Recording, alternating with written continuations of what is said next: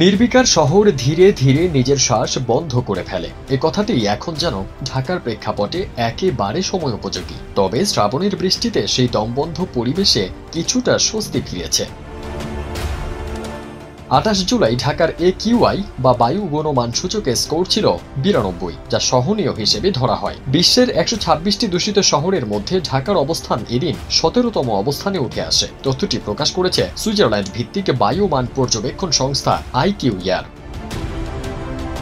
প্রতিদিন লাইভ সূচকের মাধ্যমে শহর ভিত্তিক বাতাসের মান নির্ণয় করে থাকে সংস্থাটি, যা নাগরিকদের স্বাস্থ্য ঝুঁকি সম্পর্কে সচেতন করে তোলে। ঢাকার বাতাসের মান তুলনামূলকভাবে উন্নত হলেও IQER সতর্কবার্তা দিয়েছে। শিশু, বয়স্ক এবং শ্বাসযন্ত্রজনিত রোগে আক্রান্তদের বাইরে বের হলে মাস্ক ব্যবহারের পরামর্শ দিয়েছে সংস্থাটি।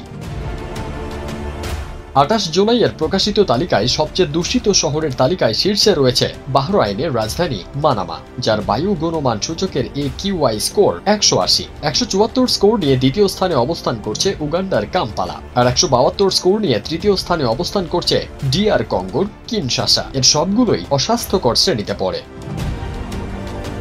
পরিবেশবিদদের মতে, বৃষ্টিপাত সাময়িক স্বস্তি দিলেও স্থায়ী সমাধানের জন্য দূষণ রোধে জরুরি ভিত্তিতে কার্যকর নীতিমালা প্রণয়ন ও বাস্তবায়ন প্রয়োজন, নয়তো এই স্বস্তি শুধু বর্ষার ক্ষণিক উপহার হয়েই থেকে যাবে।